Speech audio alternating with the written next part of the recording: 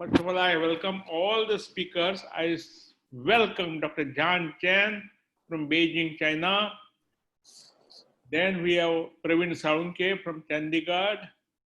We have Dr. Parthiban from Coimbatore. We have Dr. Sushil Patkar from Pune, Dr. Sumit Pawar from Mumbai, and of course, I am also from Mumbai.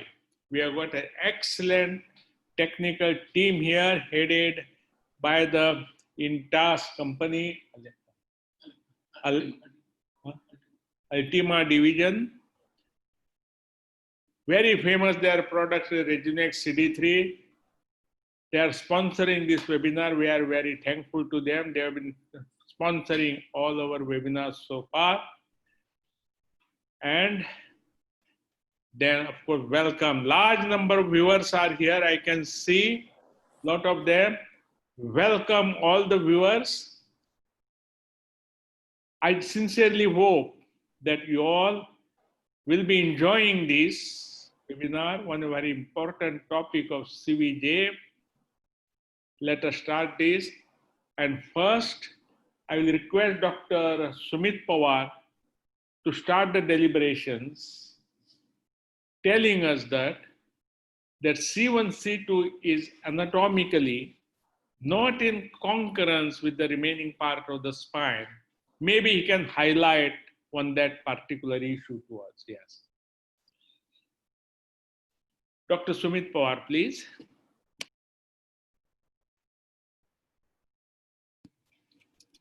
Thank you so much, Professor Ramani, for allowing me this presentation. Am I visible? Is my presentation can it be seen? Yeah. Yes, yes. Perfect. So I will be speaking on the genesis of instability in the C1, C2 joint. Why are we dealing with so many instabilities in this particular joint? So I'll just straight away go to the anatomy. This is a C1 vertebra in different views. The atlas, you can see the superior articular process of atlas, which holds the occipital condyle. It is nice and deep.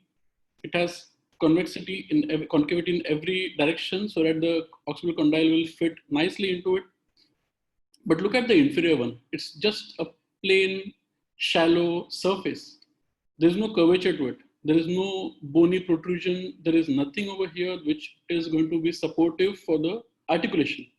Compare with the superior one over here again. The superior articular facet and the inferior one. Inferior one is going to be attached to the C2. Look at C2. On the shoulders of the C2 vertebra, the C1 is going to be sitting. And what does C2 have? Its attributes, even more sloping joint. The C1 is going to sit over here. It's going to allow the rotation. The 50% of the movement is going to occur at C1, C2 joint for the no movement. And for that, it's a gliding joint, very, very shallow. There is no depth in it. There is no bony structure which is going to prevent its excessive abnormal movement. Same can be seen in this other pictures. So we have this C1 with a very shallow joint sitting on a C2, even more shallow. Let us look at the joint of C1, C2 in humans. C1, C2 joint is extremely unique in all vertebrae. It does not have intervertebral disc. The point of contact between this vertebra is only the facet joint, the C1, C2 joint. So the entire weight is being borne by the facet joints of the C1. It's being transferred to the C2 over here. There is no other disc which is going to be holding the weight over there. Another point of contact is where the odontoid is getting attached to the anterior arch of atlas. That's fine. That's again a very supportive joint. It's not going to be carrying any weight whatsoever. So this is a unique structure that we are seeing. Only facet joint, no intervertebral disc. There is ligamental support which is going to hold in place. Compare it to any other subaxial cervical spine. A big disc, small facets. Further compare it with the lumbar vertebra, huge disc surface, small facet. And in C1, C2 joint, it's only the facet joint over here, which is going to be held by capsules. And we have this odontoid attached to the anterior arch of atlas. There is no structure which is going to prevent the backward movement of odontoid, or you can say the forward movement of C1 over C2, except a ligament over here, which is a transverse ligament, which you'll be seeing over here. So bone-wise, we have only limitation of the posterior slippage of C1 because of the physical attributes of the dens. Otherwise, there is nothing which is going to prevent the movement bone-wise. Now let us see what we have in ligaments. We have this transverse ligament, which is holding the odontoid in position nicely. We have the alar ligaments, the apical ligament, which is holding the dens to the basiocciput. So this strong, nice transverse ligament is holding the odontoid in this canal, which is not going to allow the movement of dens into the area where spinal cord is present. Very important. So any damage to this structure, we are going to be in big problem. Same thing can be seen over here. I'm highlighting two parts over here. There is nothing to limit no bony structure limiting the abnormal movement of C1 over C2. Dens is there, which is going to prevent the posterior translation of atlas over axis. And you can imagine, this is the ligament over here that we're going to think of. If ligament is broken, we have a problem. If this bone is broken and the ligament is intact, this entire structure is going to move like one piece, including the dens, and this entire C1 with odontoid is going to move abnormally over C2. These two things, I hope we are very clear about this. Dr. Atul Goel in 2011 had a nice study presented where he compared the osseous anatomy of CVJ in tiger, horse, deer, and humans. It was a very nice topic. Dr. Ramani asked me to go more into detail of this anomaly. And this is what I found. Atlanto axial instability is common in toy pet dogs. So toy pet dogs are the variety of pet dogs that you have in your apartments. A small dog, like a Chihuahua or a Lhasa or a Pomeranian. They are uncommon in big dogs, the Atlanto axial instability.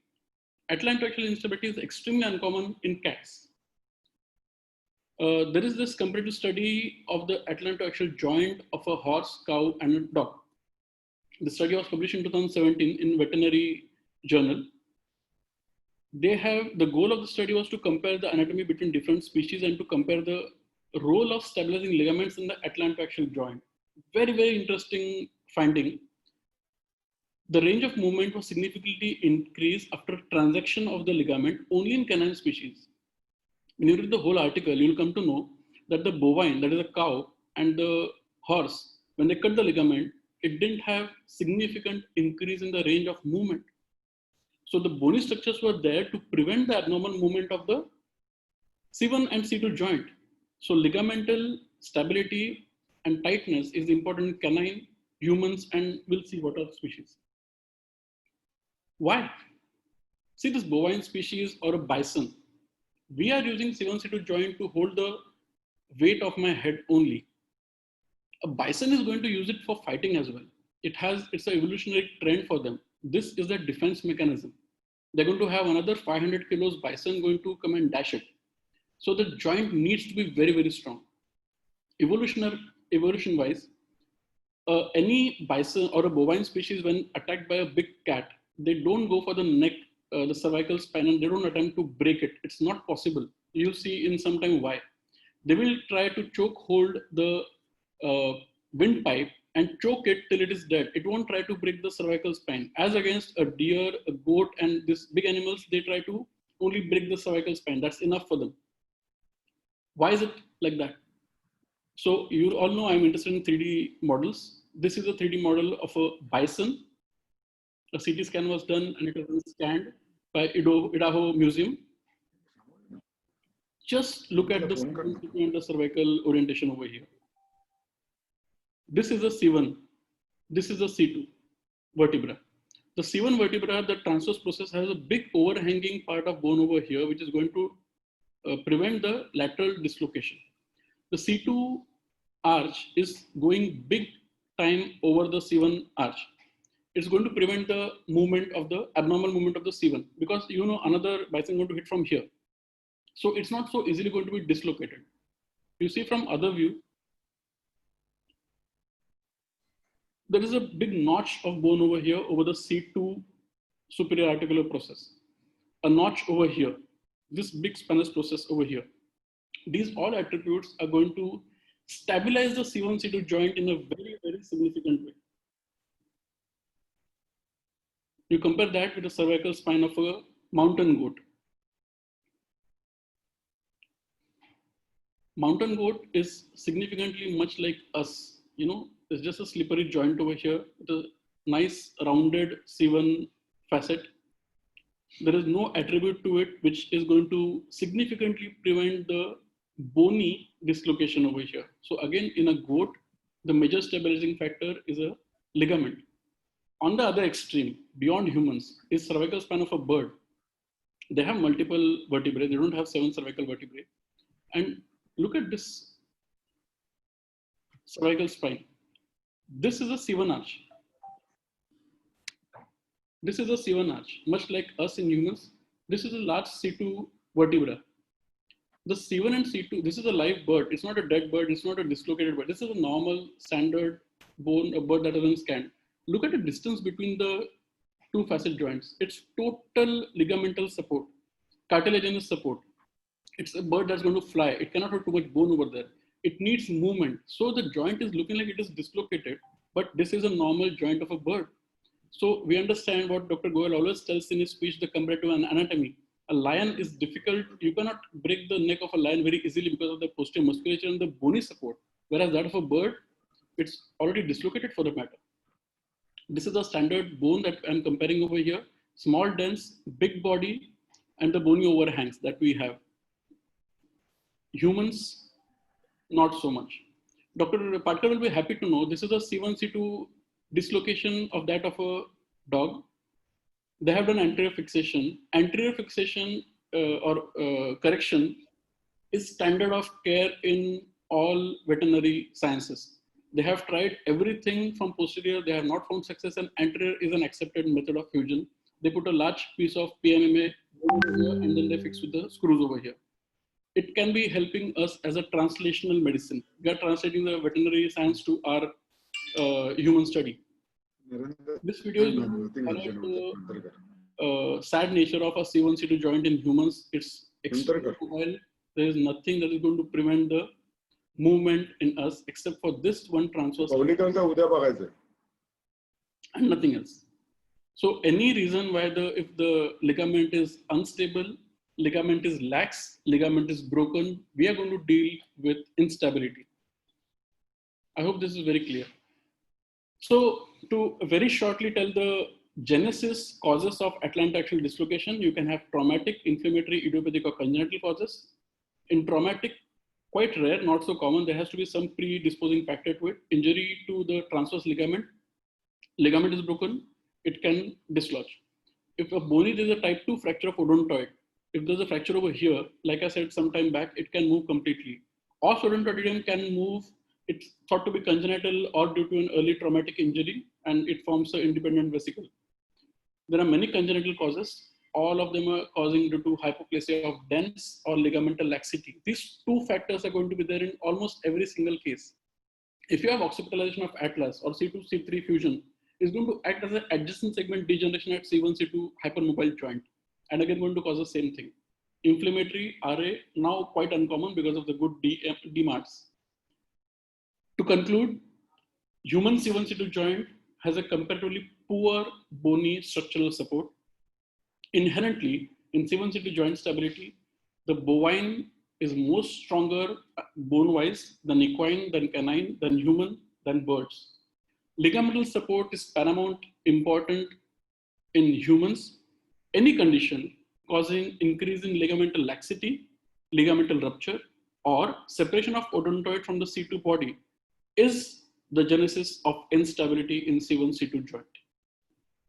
Thank you so much.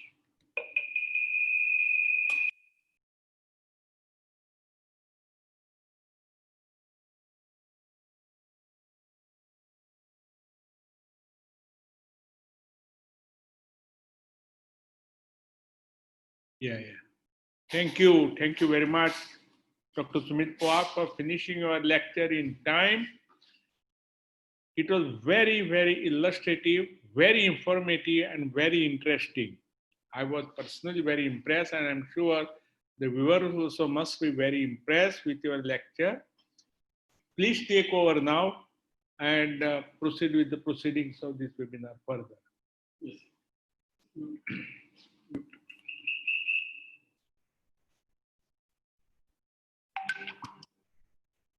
Thank you so much, Dr. Ramani, for your kind words. And now I request Dr. Parthiban, we see the flow of the lecture, like you know, is the genesis, why we have instability, when to stabilize it. Is there any evolution in the surgical concepts, how we deal with the surgery of C1, C2 joint, and then mechanism, why it is happening, and then the anterior and posterior approaches. It's a very nice flow of lecture that we have. And now I request Dr. Parthiban to tell us when to fuse a CVJ anomaly. Dr. Parthiban, all yours.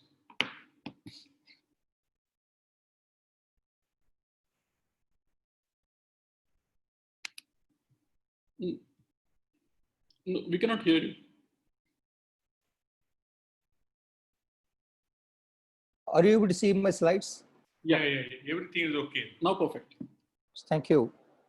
So when to fuse the craniovertebral junction anomaly, it is always a challenging task when we see a CV junction patient.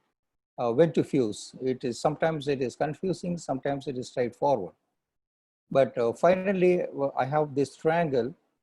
The first thing is the clinical status. The second thing is the radiological confirmation of the disorder and the disorder per se. Now, today we are going to talk only on the anomalies, congenital anomalies. Having said that, I personally feel that the clinical symptoms and signs are the most important factors in decision making for fusion. So one has to completely depend on the history and also the clinical findings of the patient first. And that has to be correlated with radiology. That is the next parameter that determines the course for the fusion and whichever approach you wanted to do, and that also you can plan with it. So clinical and radiological correlation must be there. That's the only way we can go forward, because a disorder can be managed in many ways. Now, there are so many craniometric lines at the CV junction. These are about 10 lines, which is very popular in our education. The Chamberlain line, the McGregor, McRae, Wackenheim's, the Hight of Klaus, the basal angle, the Klaus canal angle, and you can see the Smith axis angle, the Fish-Gold digastric, and Fish-Gold bimastoid. Now this, we are all popular about this. We all know about this McRae, this yellow line, and the odontoid goes beyond that. We say it is invagination. And in the same way is applies to the McGregor and also Chamberlain. Most of the lines are the same place, a slight difference in the measurements. But however, this is the 3 lines which are very, very popular during our education time. The next important thing is the Wackenheim's line. When you see the Wackenheim lines, that it draws from the clivus and down into the canal. So the odontoid, when it goes, it actually stands a little bit anterior and tangentially down in the ventral aspect. The moment it crosses that, we think that there is instability over there. So these lines are used for us to know whether there is a basilar invagination or not. The other important line is about the basal angle. The basal angle normally is 124 to 142 degrees. But when we say that the basal angle is widening, that you become platybasia, when there is a platybasia, obviously you will have an invagination. So basal angle is very important. That is, it starts from the nasion to tuberculum sellae and to the basin. So this is a very basic educational angles which are taught to us. The other one is the height of index of Klaus. Here, this is the distance between the tip of the dens and the tuberculum torcular line. Usually, it is about 40 to 41 millimeters. The basilar invagination, if it is less than 30, that means we feel it is basilar invagination. And on the AP view, that is in the transoral view, you have the digastric line and also you have the Smith angle. The digastric line, and you can see the digastric line and bimastoid line, and this gives us some idea about where the odontoid is placed. So anything above that, we feel it is abnormal. And the wider the angle or Smith angle, which gives the Atlanto occipital joint axis angle, it is very wider and wider. That means it becomes platybasia, condylar hypoplasia. So many congenital anomalies, which I will go through a little later. But very most simple most one is this, the spinolaminar line. The spinolaminar line should have a nice curve. If that curve is disturbed, that means that we are sure that we are dealing with something, an abnormal situation like a dislocation.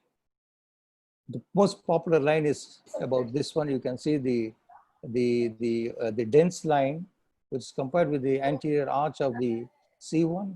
The other one is the diameter from the posterior arch of C1 to the dense. That is ADI and PADI. So anything is normally in the adults, you have about 5 millimeters less and 5 millimeters less than that.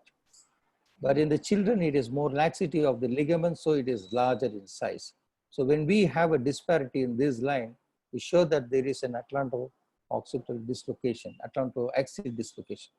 So having said this, not only the ADI, the PADI is also very important, because less than 14 millimeter is more significant of compression of the spinal cord. So this we have to know very carefully. Now, having said this, then we see this in MRI. We so far have seen all the lines. They are all X-ray views, which are very common. That ever since MRI came in, then we started seeing the ligaments. The lax ligament, in this here, you can see on the right-hand side, the blue arrow shows the transverse ligament is pretty lax. The Atlanto axial dislocation with lax transverse ligament, very classical. We can see very nicely with this MRI. In this picture, you can see very beautiful MRI demonstration of in the neutral position, you find the orientoid is compressing over the cervicomedullary junction. But if you do the MRI in the extension position, you find there is a decompression establishing. So this is very important to take a decision on the approach of the patient. So I always, many times I do the MRI in extension position to find this particular confirmation, whether there is a decompression happening or not happening. So not only the bony anatomy is important, we should know about the soft tissue anatomy. And this is the classical sagittal view of the X-ray. You can see the neutral view. You find the orientoid is moved posteriorly. In flexion, it is worse, but in extension, it is becoming better. So we can also get the CT scans in all the views if you need to take a decision on what kind of operation you wanted to do. When we go through the classifications, there are so many classifications, but what is the basic classification? Is reducible or irreducible? The basic classification. However, as Sumit was talking about, there are so many reasons for a dislocation which happens in a congenital anatomy, that this is a Down syndrome, it's a Codenhauer syndrome, and you can see so many dysplasia and Marquez syndrome and occipitalization of atlas. This is one classification. They're all basically for skeletal dysplasia, and you can have some osseous abnormalities. Similarly, the most popular is the Panck's classification. In Panck's classification, it is done with what the sclerotomes. The sclerotomes, you don't know, orientoid dysgenesis, then basic occipital dysgenesis, pro-atlas anomalies, and C1 sclerotomes. It is very difficult to completely know about these things, but we should have the knowledge of what exactly being classified. This is important because when you come across the patients, we can see where we are exactly standing. So Panck's classification is also very nice. So we can able to assess the orientoid, we can able to assess the sites, that is the basic occipital regions, the pro-atlas segments. The pro-atlas segment is nothing but the rim, the lowermost rim of the magnum, and also the upper part of C1. And C1 sclerotome is down. So we should know about this particular classification. Now I'm coming to the practical cases. Here is a case with asymptomatic AA dislocation. Here is a patient with a mild torticollis. That's all. There is no symptom. Patient is absolutely having no clinical finding other than a mild torticollis. She is a working staff nurse. Will you operate on this patient or not operate? This is very, very difficult. So when we go through the literature is not very clear. So whether you operate, she is fantastic. She is absolutely normal, except that she is a likely a patient who can get neurological deficit if there is going to be an accident or if there is going to be a stress over the cervical spine. So the symptomatic AA dislocation, when to fuse. Now, if you see an ADI more than 5 millimeter, that means it is significant. But in children, if there is going to be persistent ADI more than 4 millimeter, is very, very concerned. And a deformity, which is not getting corrected, a deformity which is there for more than 3 months, or a recurrence of the deformity following an immobilization, which is very, very concerned about it. But similarly, we should also importantly look into the young adults, because young adults are growing. The instability is detected in stress view of X-rays. We have to take much cautious.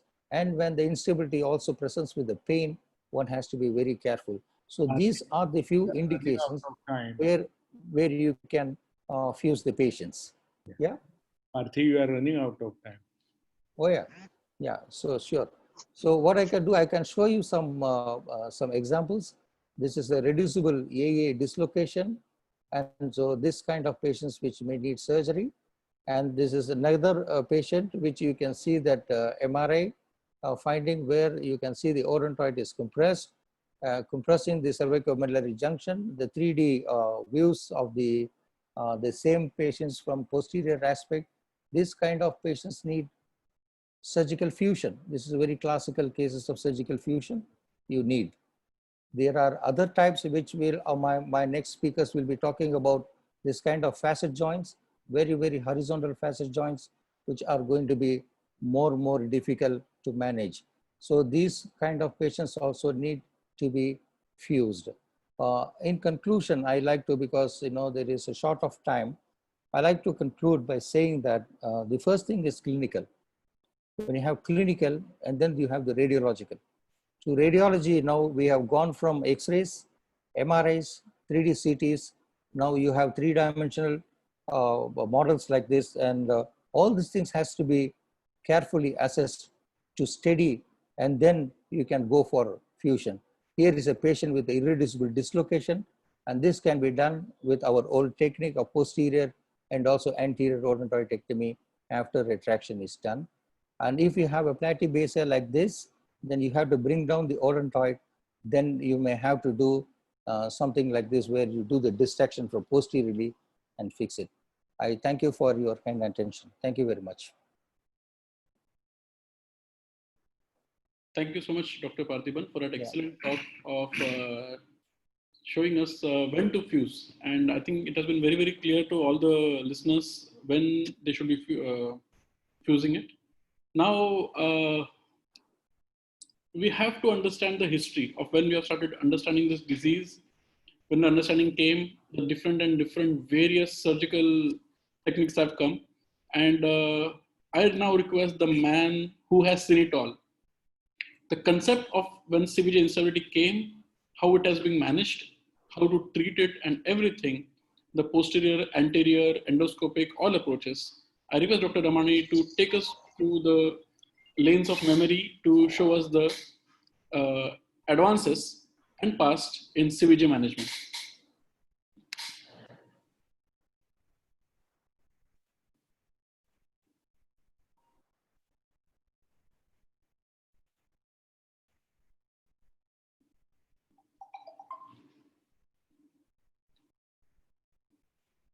Yeah.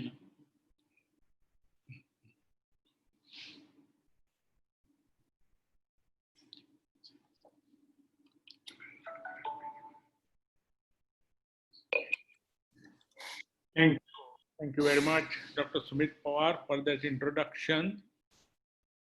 As you said, I will be giving you how it is evolved, craniovertebral surgery.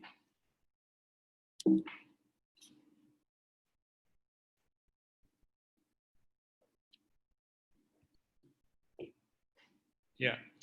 evolution of surgical concepts to is the present status. What is it now? And how did we follow it up in the past? Development of spinal surgery. Spinal surgery as a whole is a relatively newer branch of surgery. Most surgeons, including myself, were very busy developing lumbar, dorsal, and subaxial cervical spinal surgery simply because the architecture of this part of the spine is more or less similar. CVJ, as Dr. Sumit Pawar very vividly explained to you, having different configuration was just overlooked. This is CVJ, basilar invagination.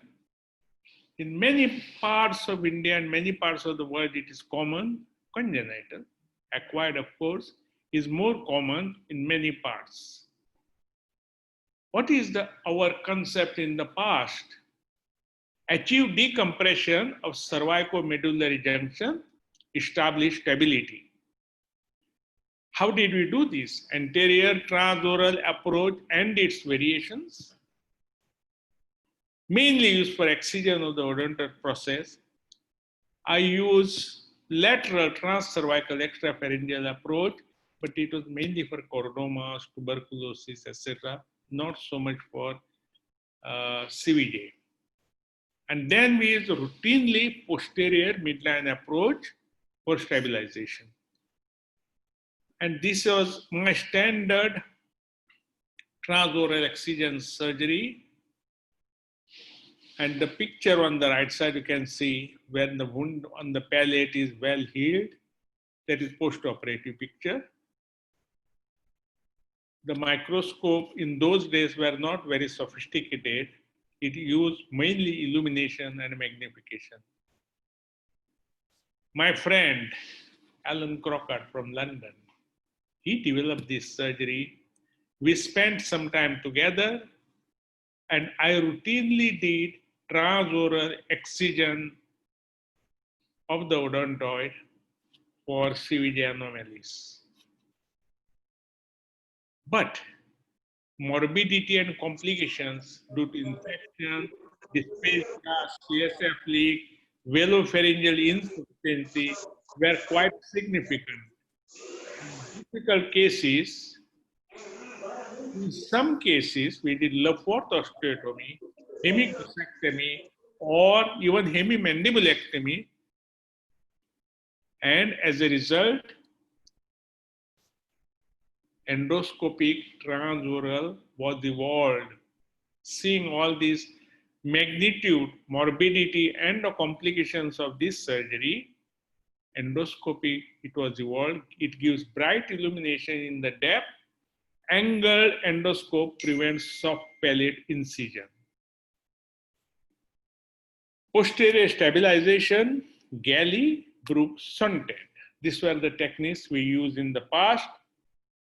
And these are the galley, Sontet. This is my favorite. I use Sontet type posterior stabilization, and then I put the Brooks and Jenkins method. These are my cases. Graft is impacted between C1 and C2.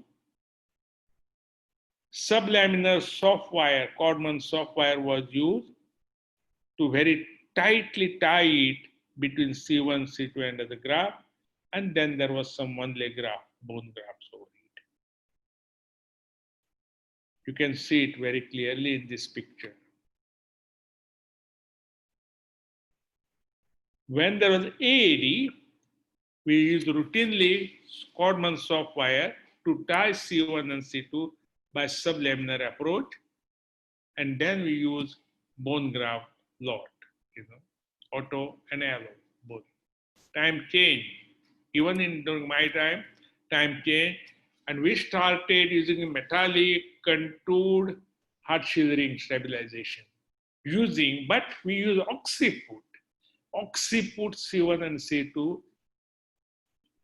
By using metallic ring, we all started using this, and this was the common method which after this.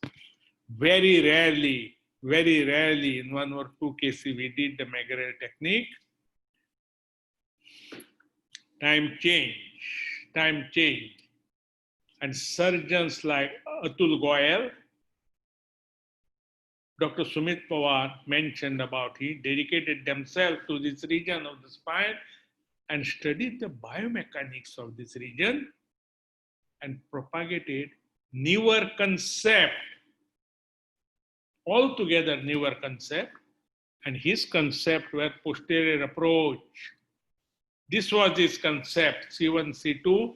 The C1, C2 facet joint, he felt it required distraction. He has got spacers and then fix it with a plate and screws going through C1 lateral mass and C2 pedicle transarticular fixation. This is Dr. Atul Goel's technique. This is Dr. Sushil Patkar. Surgeons like Sushil Patkar dedicated themselves to this region of the spine and studied the biomechanics of this region and propagated newer concept. His concept was anterior approach. And this is Sushil Patkar's technique of anterior approach of distraction and stabilization. As Dr. Parthiban mentioned, we have got powerful 3 Tesla MRI with different software help her to unravel the concept in more details. Dr. Sumit Pawar mentioned about transverse ligament, but so far, with all our investigation, it was not very well delineated. It is only with high resolution 3D MRI, for the first time, it outlined the transverse ligament clearly. On the left side is the T2 weighted image, and on the right side is the T1 weighted image. You can see very clearly transverse ligament, which was very, very important, which is holding the odontoid, as Dr. Sumit Pawar told you. And here is transverse ligament injury. Coronal section sequence demonstrate increased distance between the dens and the lateral mass, and high resolution sequence reveals hyper-intense signal near attachment to the left tubercle, which is shown as the arrow on the right side. Now this is beauty, absolutely. Transverse ligament injury, when it is injured, you can see high resolution images. Cruciate ligament, transverse band tears, more prone to the right than to the left side, white arrows. Tectorial membrane in this case is intact, and there is a hematoma which is shown on the left side with the black arrow. So, what are the main issues? The issues involved are 2. C1, C2, is it stable or unstable? Presence or absence of cervicomedullary compression. And the algorithm for management, finally, most of the cases that we deal with surgery is for cervicomedullary compression causing symptom. As Dr. Parthiban mentioned, you may have radiology, and he showed one picture where a patient, he has got AD, but there are no symptoms. So with compression and with symptom, anterior or posterior decompression depends whom we are following, Goel or Patkar, followed by stabilization. Outcome, very unfortunately, though, even today, we are just understanding the biomechanics of this region. There are no randomized trials. Series with small number of patients are available. Multi-centric study is not done, and there is no uniformly defined outcome assessment score. There are no defined guidelines. Thank you very much. That is what I wanted to tell you today. What is the present scenario of the surgery? Let the stalwarts take over now.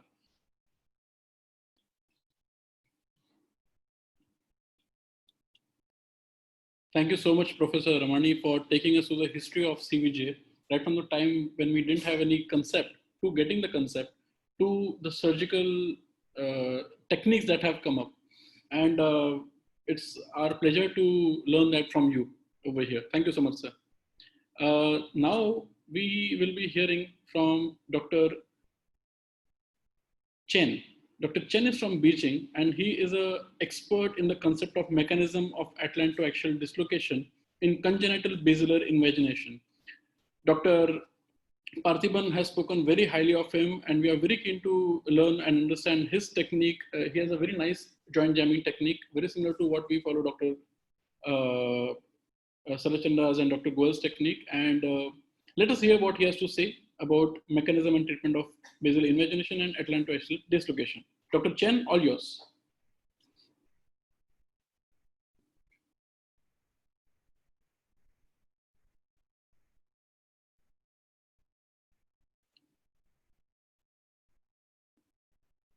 Yeah, we can see your screen, sir. Okay, I can speak. Yeah, we can hear you. We only cannot see you. You cannot see. Sorry with my camera. Okay, no issues. Oh, sorry.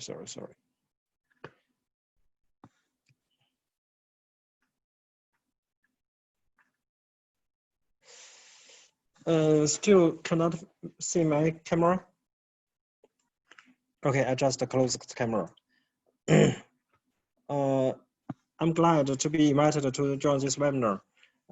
It's my honor.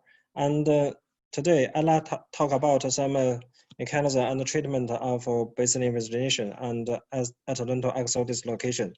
I'm Dr. Chen. I come from Beijing Xuanwu Hospital. This is my hospital. And the global building is the neurocenter of the hospital, and we have about 300 beds for patients. And every year we perform about 10,000 cases of neurosurgery, neurosurgeries, and we also as a China International Neuroscience Institute. The first person is the director of our hospital, Professor Zhao. He is also specialized in functional neurosurgery. The second madam is the principal scientist of our neurosurgery department, Professor Lin Feng. She is famous for his interventional therapies internationally. And the third gentleman is the chairman of our neurosurgery, Professor Zhang Hongqi. He has to do a lot of study on the spinal cord MRI. And this person is the director of our Neurospine Center, Professor Jian Fengzeng, and this is the team of our neurospine department. And it's me. I'm a neurospine surgeon in our hospital. And I have published, this is my publication list on the topic of CVJ malformation. Today, I'd like to talk about something about the congenital basal invagination. It's normal anatomical structures between occipital and vertebral. We can see the important, there is a C1 lateral mass on lateral side. But when we come to the congenital basal invagination, they also suffer the occipitalization of C1. So the C1 lateral mass disappeared in this patient.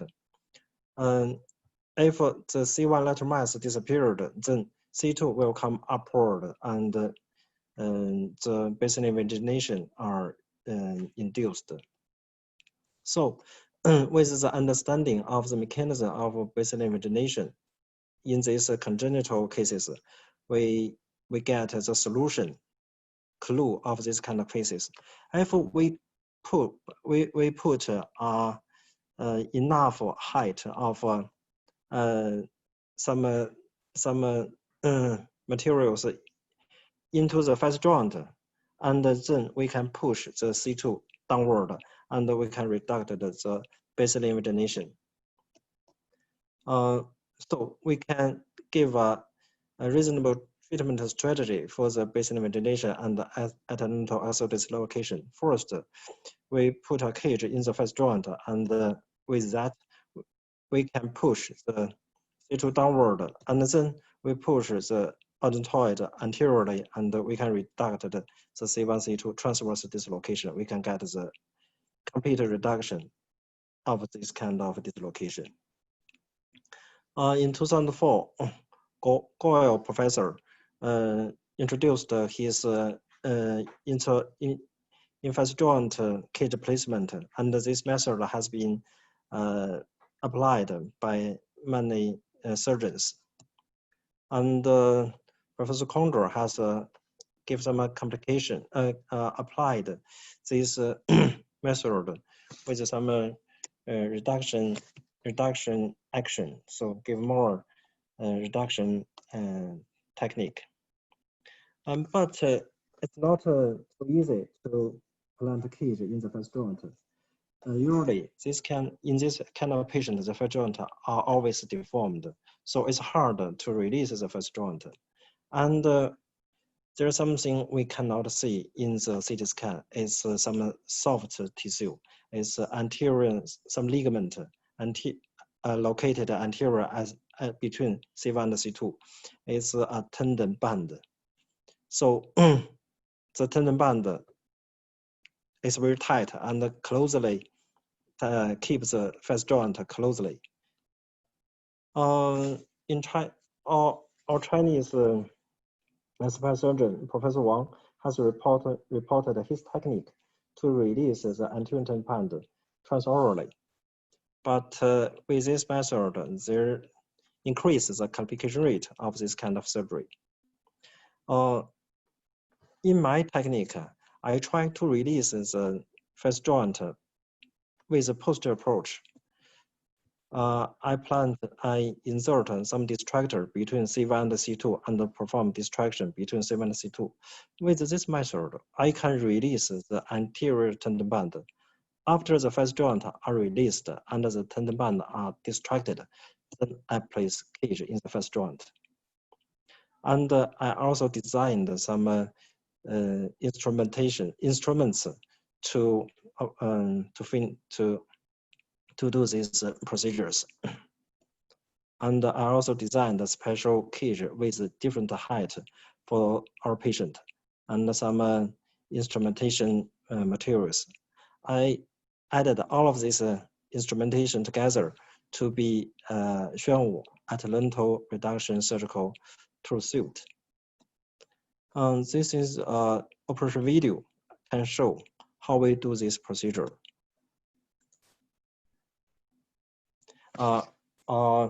Female, 58 years old, suffered basin ventilation and Atlanto Axial Dislocation, and there is some compression of the spinal cord, and we can see the dislocation between C1 and C2.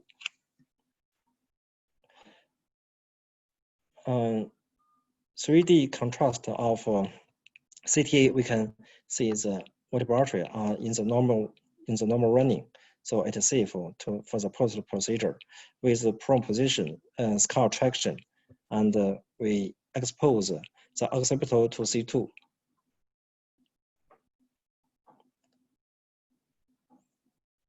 And then we separate along the C2 into the first joint, and little by little we distract the first joint bilaterally together. For it's important to distract bilateral together. This is a distractor in different size. Little by little, the first joint can be distracted.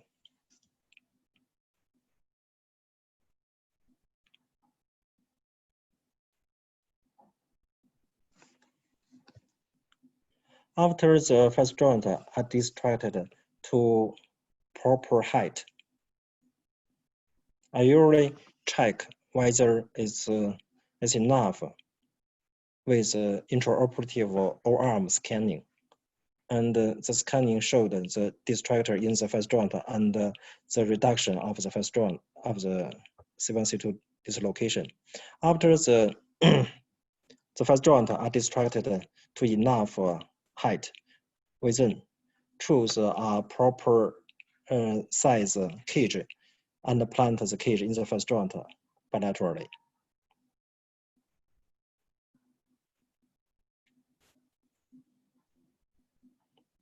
After the cage is planted, we plant in the screws and perform cantilever technique to reduct the C1C2 dislocation. After 3 months operation, we give a CT scan recheck for the patient. We can see there's a complete reduction of the first joint and also solid bone fusion.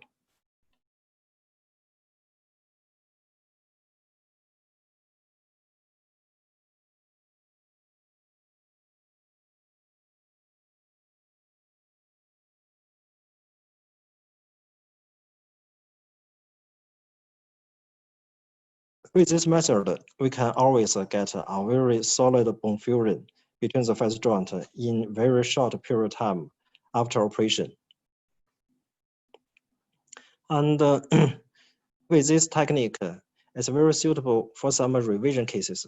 For these cases, he has performed posterior decompression several years ago, and but there is the compression are not relieved. So we performed reduction for C1C2 with this technique, and we get complete reduction between C1 and C2. The most dangerous for the point for this procedure is the abnormal crossing of the vertebral artery. But for most cases, the vertebral artery can be pulled away, and we can perform this procedure. For this patient, he also a revision case. He has performed posterior decompression, and we can see there is some deformity of the first joint, and also the vertebral artery running just at the posterior surface of the first joint, and blocks the approach to the first joint. But we can pull the vertebral artery a little, and then we can complete the procedure, put a cage in the first joint, and give the complete reduction of the between C1 and C2. But there did some cases with the posterior procedure too much risky. So I think a posterior approach is not suitable for every cases. For this patient, a 3-year-old male, he suffered paralysis, weakness in his 4 extremities.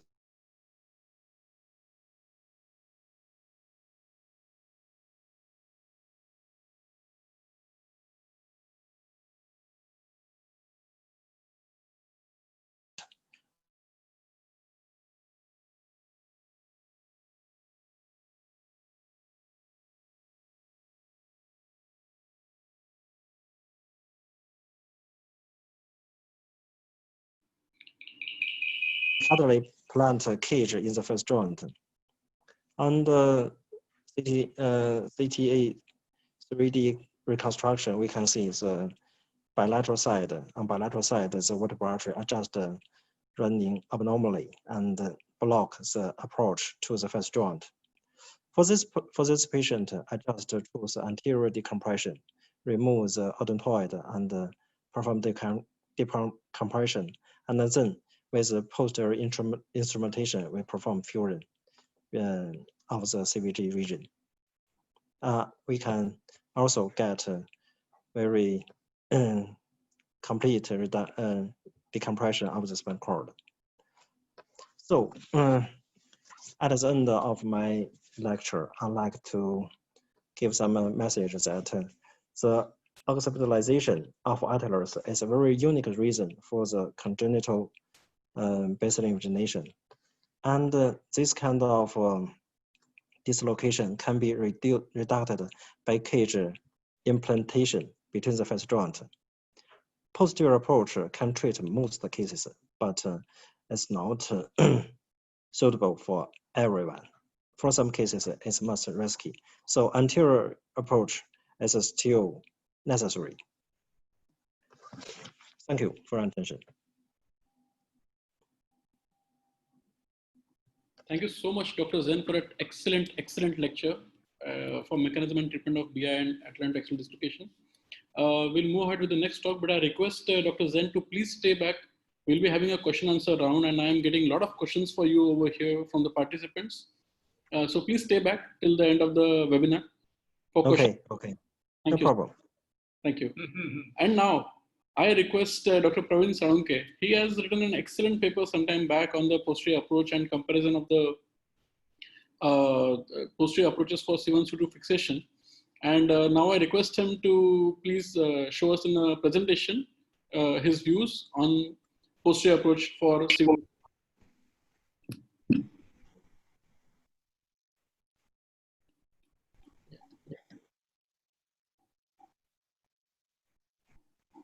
Can you hear me, Sumit?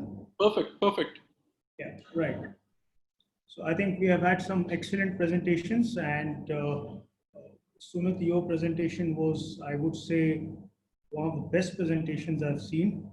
And so we'll begin with this now. You've already explained a couple of things there. You've made my job pretty easy. So the concept is slightly different. I mean, everybody talks about assimilated arch of atlas and dislocation, and PI is a separate entity. So this is what you've already told. You can have possible movements in 3 different planes. So you have anterior-posterior movement, which is translation and flexion extension. You can have axial rotation, and there's some vertical movement along with the axial rotation, which is known as a coupling. You have lateral bending and lateral translation. Now, having said that, if you have movements in these planes, you can have also dislocation in each one of them. So basically, it's not it's not just the anterior-posterior, it's not just the vertical invagination of the dents. It's actually a multiplanar kind of dislocations. That is the most important thing. And what we look at, this is the normal C1, C2 joint. You can see that it is almost flat, as you had shown in your video. And this is a patient with congenital Atlanto Axial Dislocation. Now look at the joint here. You can see that it is quite oblique. C1 is about to slip over the C2. So this is actually a dynamic process. The patient is not born with a congenital dislocated joint. He is born with deformed joint, and with time it goes on slipping. The rate of slipping would be decided by the amount of obliquity. So this is the concept. I'm going to talk about it further later, and this is what needs to be addressed. So these are the joints. You can see they're quite oblique, and to begin with, they're born with deformed joints. They go on slipping till the point when they become completely irreducible. They just can't be reduced.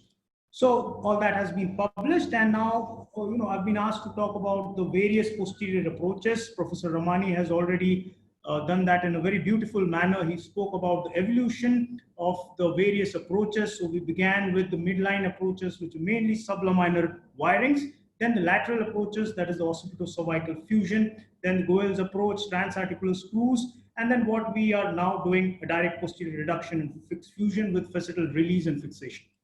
So I'll just rush through the initial part of it. There's a sublaminar wiring. So you can see a wire is passed, soft wire is actually passed underneath the C1 and the C2, either under the C2 spinous process or under the C2 lamina, and then it is tightly fastened over bone grafts. So that is what, but one has to understand, see, the C1, C2 joints, as I said, are the root of the problem. So if you fix the 2 rings using wires, they just weld at 1 or 2 points, and this is going to give rise to some vertical dislocation. You can see that there is a pivot-like thing becomes if the bone is resolving up and down, and also in the lateral directions. As I had said, there are multiple planes of movement, so it keeps on moving, and at times if the bone grafts resorb, it is going to keep on moving and it is going to cause problems later on.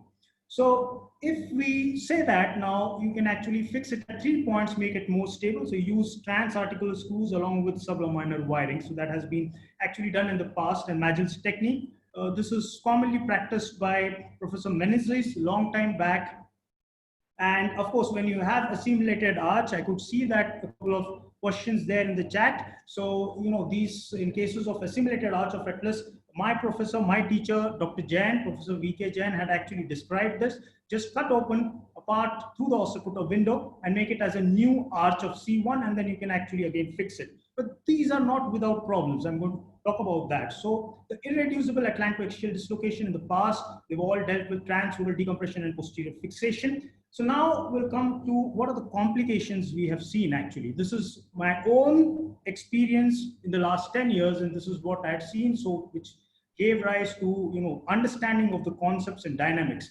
So you can see this is a case of Atlanto Axial Dislocation, pre-op imaging. This is after a transoral decompression and a good posterior fixation. The joints have not been dealt with. So this is what actually happens after 4 years. The patient had improved immediately, but look at what happens after 4 years. The posterior C1 and C2, or the occiput and C2 actually fuses, but the entire thing just moves up. So this is exactly what I was talking about. There is pivoting along this point. This is the concept. We haven't dealt with the joints. It keeps on slipping and it actually moves up. So it is not the dens which has grown in. It is actually the entire column of the cervical spine has invaginated. The concept of basilar invagination is nothing to do with the C1 assimilation. It is actually slipping of the C2 within the C1. The central dislocation is actually a basilar invagination. So these are problems of actually fixing the C1, C2 or the neo-arch in hyperextension.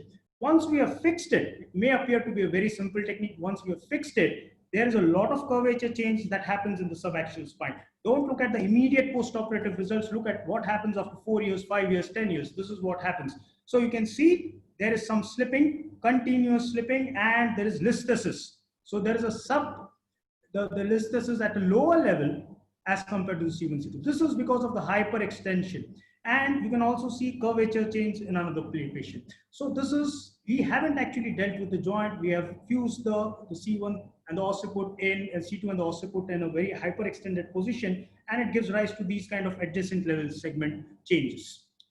Again, where the foramen magnum wasn't available because of, say, Chiari malformation, people used to decompress it in the past and then fix it with a contour rod. So you can see that multiple levels of the cervical spine with occipital squama have been fused, again, not without problems. This is what happens after a while. It keeps to continue dislocating. You can see there is contour wire and the rod, and this keeps on dislocating with time. So this patient again will have problems for the, you can look at the schematic diagrams, you can easily understand the joints haven't been dealt with, it is going to slip with time. So is rigid fixation a better solution? Most of us have shown occipito-cervical fusion. I'm going to show this now. This is what has been done by many of us in the past, and most of us are even doing it even now. So we fuse the occiput to the cervical spine. So this is a case, excellent reduction. I have operated upon this about 6 years back. But what happens 6 months later? Immediate post-op, excellent result. I am happy, patient is happy, symptoms have gone. 6 months later, he comes back and says, I am not feeling all that good. Look at what happens to the occipital screw. It has just come off. There is redislocation. So what I'm again and again emphasizing upon is have a look at the long-term outcome. It is not all that good after occipito-cervical fixation. So this is what happens. You can see that the C1, C2 keeps on dislocating, and we have fixed way away from the C1, C2 joint. So the action is at this point, and we are trying to fuse it here. So it is something known as a cantilever phenomena. It is going to redislocate unless you have fused multiple cervical levels. So that is going to hamper the mobility significantly of the cervical spine, and which is not called for. So multiple segments needs to be fused, and this is not a very good idea if you really want to have a good outcome in the. So I have all discussed this in a paper about the delayed complication of fusing the occipital squama to the cervical spine. Again, articular screw perhaps is one of the best ways, because it uses the joint in the reduced position, and it's a 2-point fixation minimum, and it is it's a very beautifully described technique.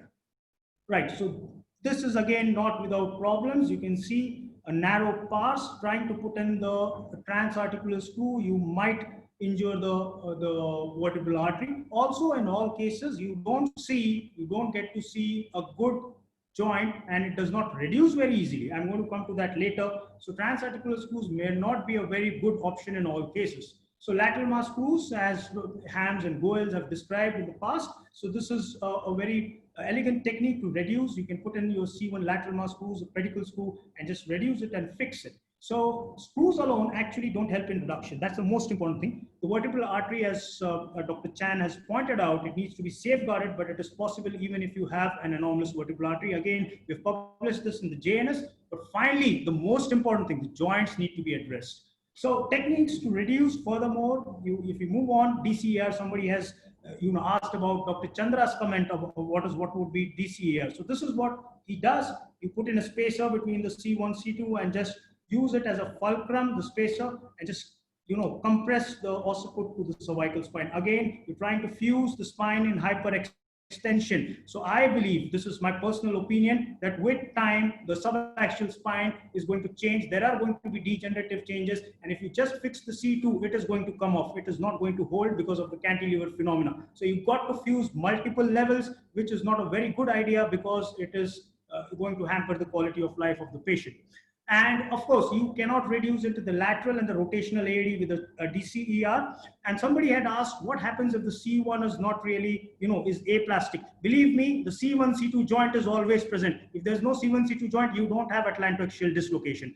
The C1 may be assimilated, the C1 arch may be, it may be absent, it may be small, the occipital condyle may be small, but the C1, C2 joint is always present. If there's no C1, C2 joint, there is nothing like Atlanto Axial Dislocation or basilar invagination that happens. So fusion away from the joint, it is again going to fail with time, likely to fail with time unless you have fused multiple levels and fixed everything with bone. So Goel's technique, the most elegant technique, most accepted technique at the current moment, of course, a very difficult one. So what he does is he puts in an osteotome inside the joint, just turns it around. So this is distraction and then twists it around. So it actually brings about, you can see that this is very similar to what Chandra has described, claiming his own, but believe me, this is something which Goel had described a long time back. So distraction and reduction, extension and then reduction. And this plate itself, believe me, it's a professor, Dr. Patkar is going to talk about it. He uses the concept of a Steffi plate. So it is very similar. You have a very small plate and this is it's a dynamic compression plate. So it realigns itself. But at times it is not very easy to use. As I said, it is not very easy. So at times, if you have extremely oblique joints, what we have seen is the Goel's plate might come off at times and it may, like a wiper effect, it moves to the one side. So lateral angular dislocation, it becomes very difficult to correct with Goel's technique. So this is where I have described my own technique, the comprehensive facetal drilling, where the joints are addressed and then finally we align the C1, C2 in multiple planes. So as I said, this was the concept. But what is very important is that the joint is not just oblique in one plane. Even the coronal plane, it is actually oblique. So this is the most important thing. So depending upon the obliquity, whether it is in the sagittal or the coronal plane, it is going to dislocate either vertically or laterally or to one side, axial rotation and all those things. So this is described in the Journal of Neurosurgery as that the congenital Atlanto Axial Dislocation is actually a dynamic process and the facets have a very major role to play in the irreducibility. So having said that, now if you comprehensively drill, so this is the joint, if you drill it to near normal, both in the parasagittal plane as well as in the coronal plane, make it to near normal shape. So that is the concept taken from orthopedics, wedge osteotomy. So you do a osteotomy, make them flat in all the planes and you can achieve facetal release and reduction of the C1, C2 in all planes. So that is again published by us in the JNS spine. And this is what you can see. This is a C1, C2 facet. It is extremely dislocated. That's an image you can see go right up to the anterior margin C2. You should see the soft tissue, release it completely, and then it becomes reducible. This is an example here. Abnormal joint, the C1, C2 joint. You can see they have been drilled flat, and you put in a C1 screw. Even if it is assimilated, you can put a C1 or a condylar screw and the C2 pedicle screw and just reduce it. If the amount of bone that is actually drilled off, the amount of bone that is drilled off needs to be compensated by a metallic spacer.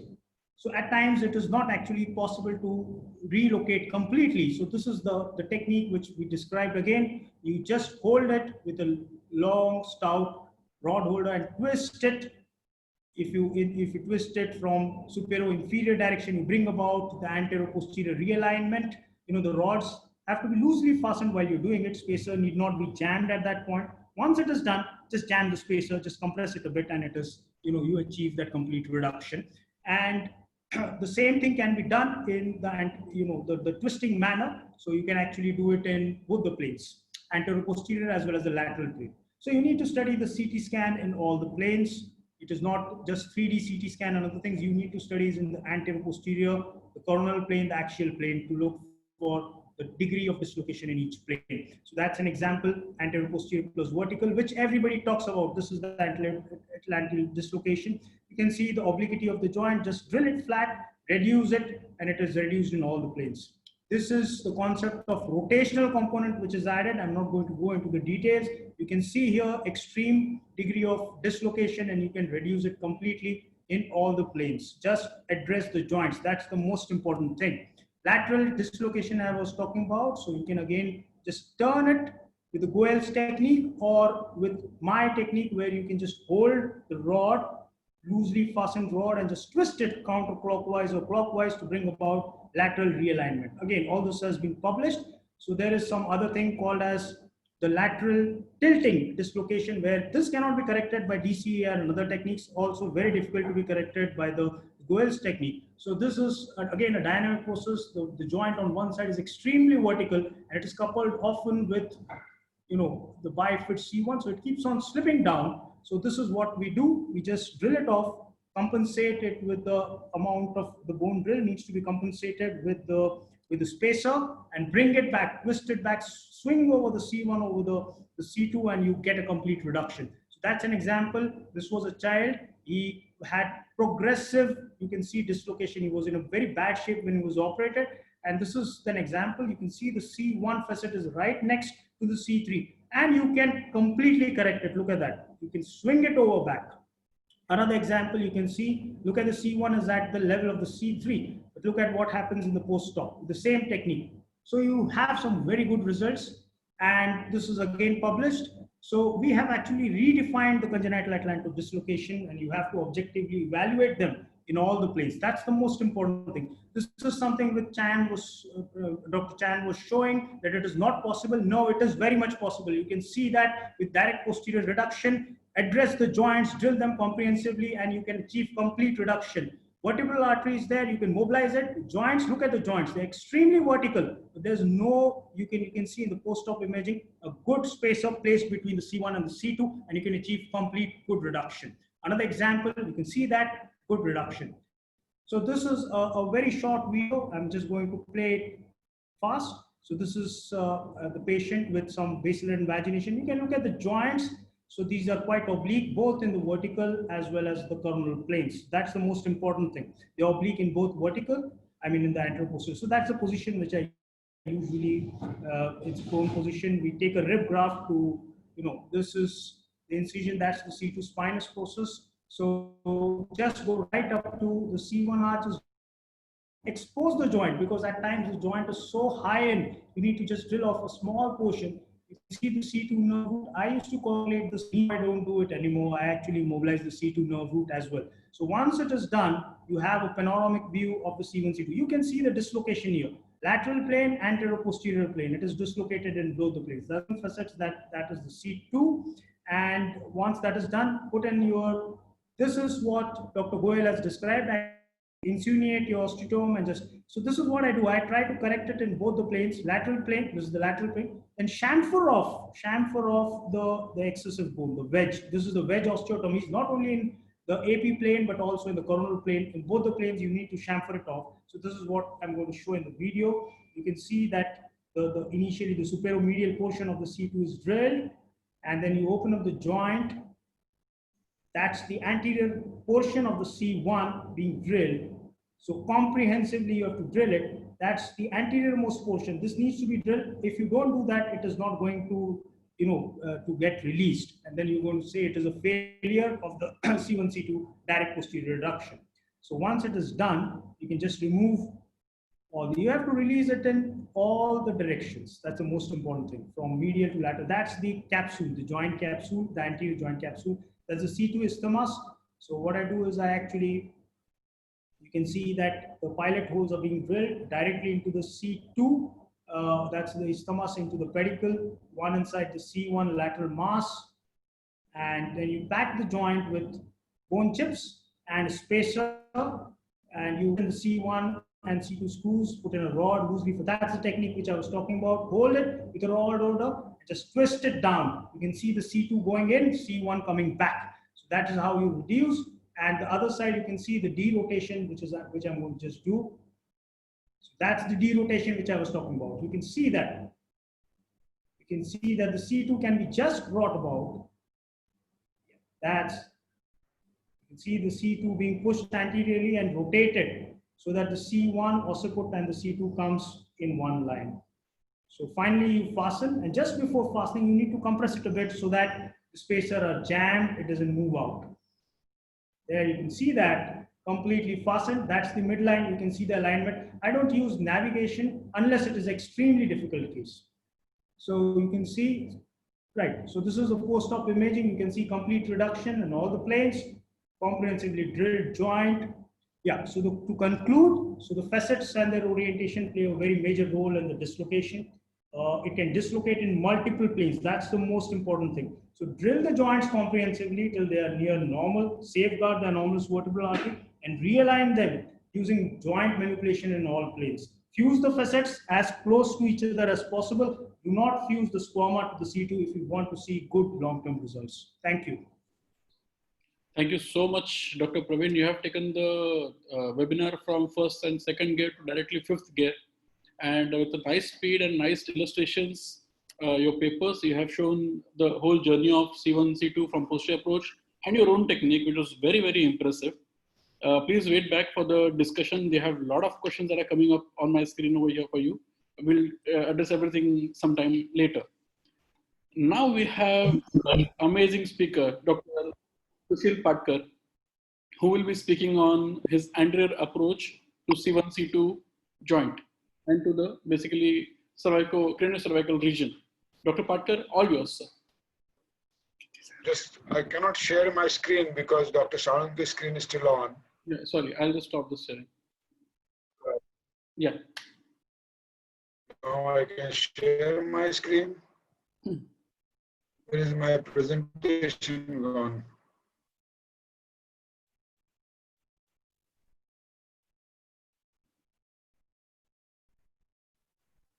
Yeah.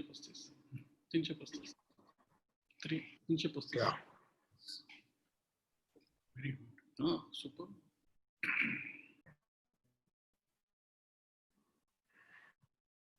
Am I on my screen? Perfect, sir. We can see your screen. I'm not okay.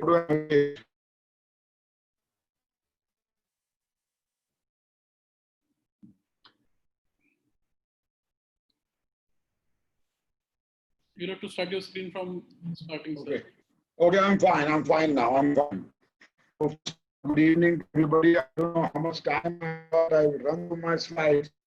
I feel, if any surgery is looking complex, then either that surgery is not adequately evolved or there's something going wrong, because an operation basically has to be, and it should be doable by everybody with any basic neurosurgical skills.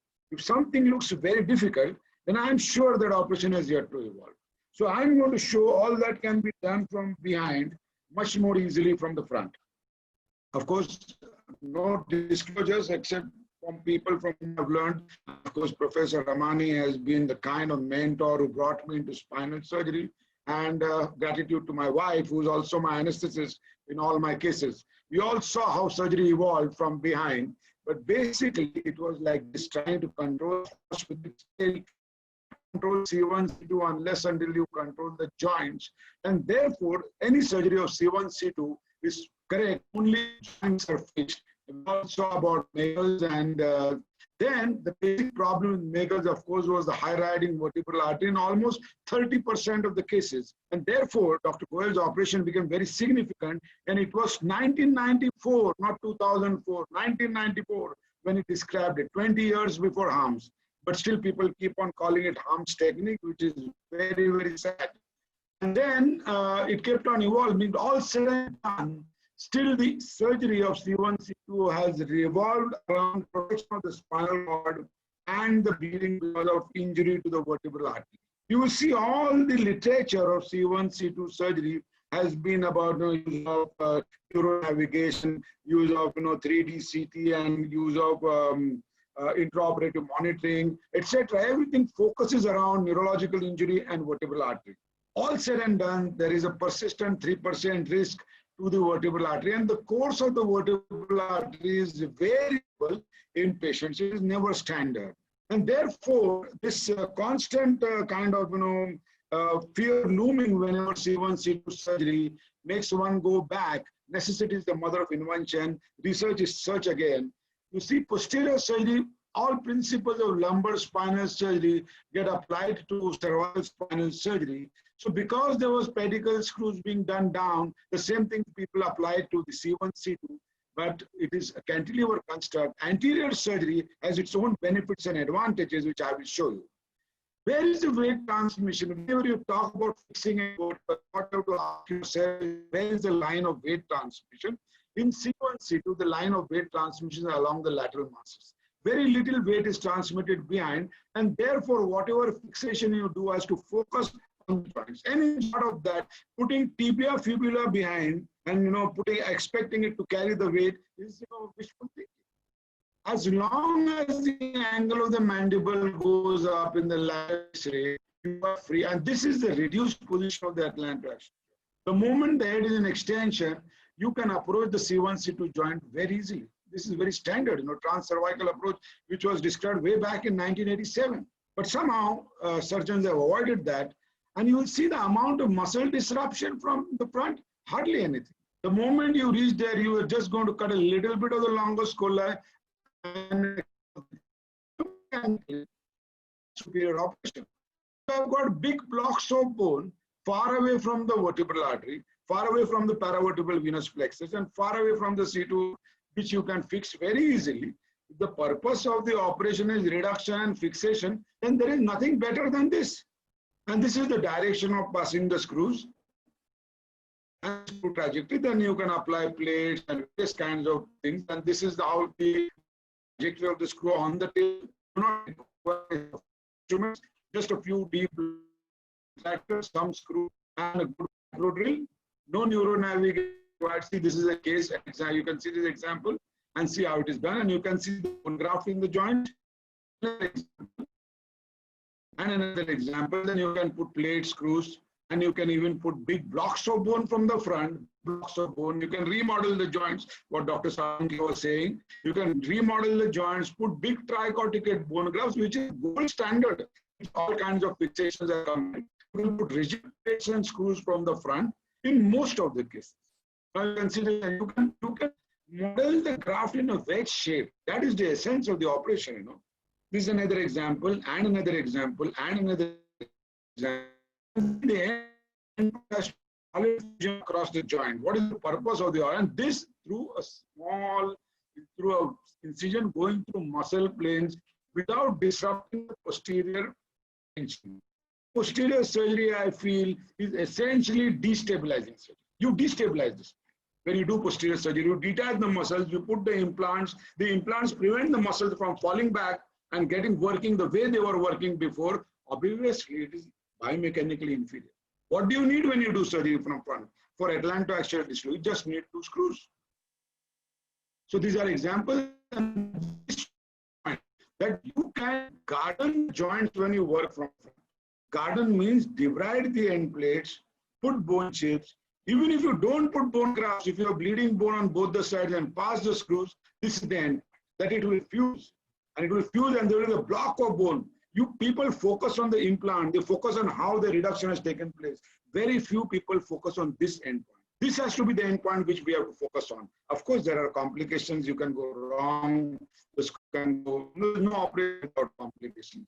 The implant can fail, the screw can walk out. Sometimes you get a marginal mandibular nerve injury or hypoglossal nerve injury, but that is like any other. There is no major injury like injury to the vertebral artery or spinal cord. Sometimes originally I used to not use locking plates. That time plates used to come off, screws used to come off.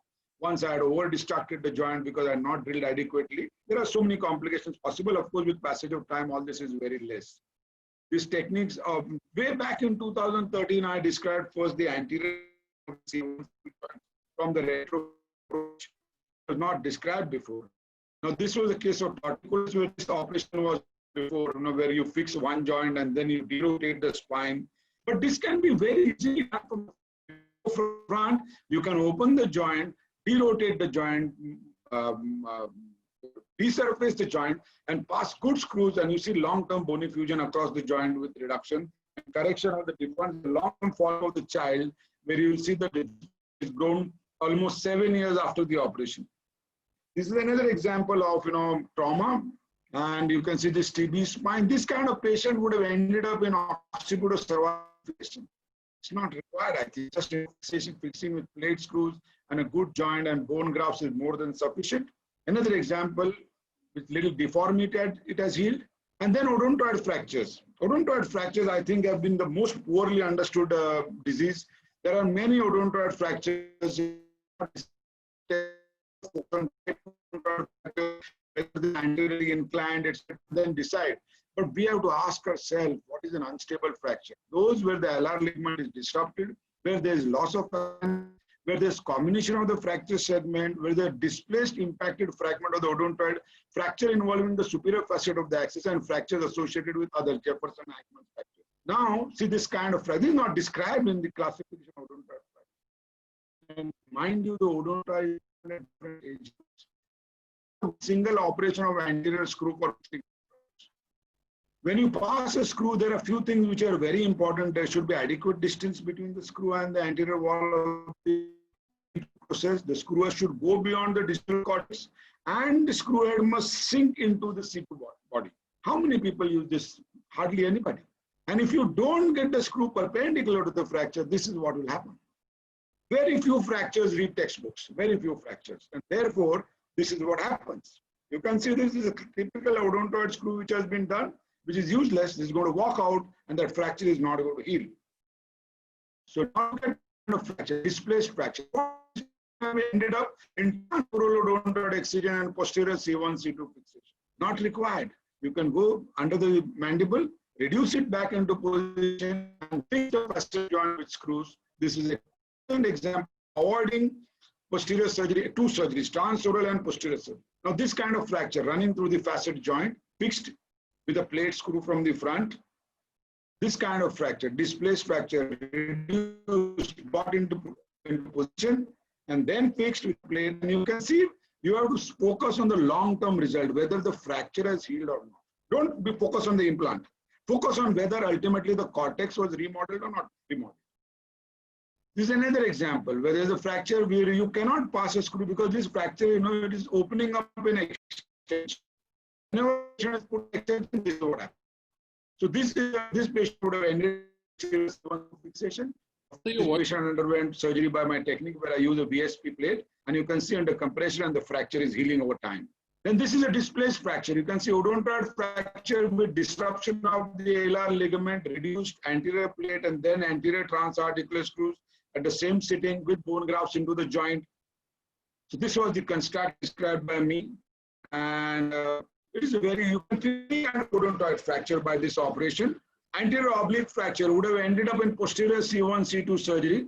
This is a VSP plate where you tighten the screw, there's a compression of the fracture site. This is the VSP concept, basic orthopedic concept. And odontoid, mind you, is not a weight-bearing bone. And if it is a weight-bearing fracture screw, is a weak construct. A transfracture screw is good in bones which are weak.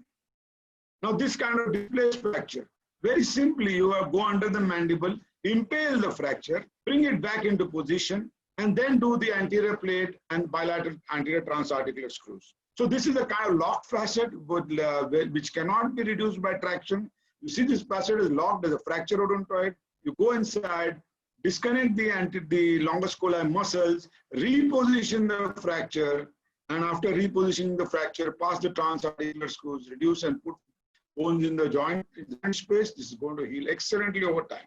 Of course, this technique got published, direct compression, reduction, and fixation. And this has been published in neurosurgery also. No need of C-arm, no need of navigation, no vertebral artery injury. Then basal imagination, no consensus for treatment, natural history is unclear, and best surgical approach not described. Of course, Dr. Goel is credited posterior distraction. I personally feel the inclination of the joint is important, how to reduce these joints. It is the angulation which will decide whether you are going to be successful or not successful. This kind of joint which Dr. Praveen Chauke showed, where he's reducing from behind. These are not simple surgeries, mind you. They can have devastating result. To be very careful when you do these kind of surgeries. They can be done from the front or behind, but there is a big important thing is the amount of stretch on the vertebral artery and even the CV junction. The anterior surgery, the advantage is that there is no injury to the paravertebral venous plexus. The vertebral artery is out of your way. The C2 root ganglion does not require, the muscular ligamentous complex is preserved, and you just disrupt a little bit of the longus colli muscles. See the amount of muscles behind which you are going to disrupt as compared to the front. The concept is very similar and simple from the front. It is similar to what is done from behind, but minus the complications of posterior surgery. Now I'll show you some examples. See, these are the spaces which were devised by in the sense that anteriorly the spaces have got big height. Obviously, this atlas upwards and backwards, and this is a long-term result where you can see the bone healing across the joint, and that should be the focus of the operation. This is another case where you can see this, and another one, and another. And now this is still a prototype where you can fix it into the subfascial bone of the C2 and the screw going into the body of C1. I've done this a couple of cases. It is still under, I'm collecting some cases before I can publish this. Of lines, the new line which is on the block is the Grab-Oaks line, that is from the clivus to the posterior end of the C2, and the amount of displaced distance over here, that decides the amount of cervicomedullary strain. This is the focus of the operation. Look at this and look at this. The idea is to get it less than 9 millimeters. Repositioning by putting a cage in the joint. That is the focus of the operation. And you can see this wedge acts like a machine, simple machine. As you the wedge inside, it lifts up the atlas upwards and backwards. This is the basic principle of physics. You cannot pass a wedge-shaped cage from behind. You require a lot of manipulation with the osteotome. These are things which cannot be done by somebody who is not adequately experienced. Whereas anterior surgery in that respect is very, very simple, because most of the surgeons are used to anterior cervical fusion. Again, this got published way back in 2016, anterior facetal realignment, and then in Neurospine and British Journal of Neurosurgery. So you can see some examples of how it is done and how you reposition the odontoid comes back and down anteriorly. I've got 9 millimeter cages and 9 millimeters reduction of the height. I think this kind of operation is now out the window. This is not to be forgotten and relegated to history. If you are going to include multiple segments and fixation, I think that is not done in today's time. So see this example. And of course, this has come up as a technique in Neurospine last year as a technical note. And then again, now this another technique which I published. So this kind of patient where somebody has done attempted a transoral odontoid, infected the joint, no bone available, and plus infection behind. This was a new technique where I described carrying the weight of the atlas skull onto the anterior body of the cervical spine, because essentially the weight of the skull is transmitted to the vertebral bodies. So this example, another case of fibrous dysplasia, there's almost nothing to hold in the front and nothing to hold and behind, right up to C7, almost no bone and fixed. This is a long-term follow-up now, it's 2 years. This was last year when I published it. So the technique is, I'll just show you an animation.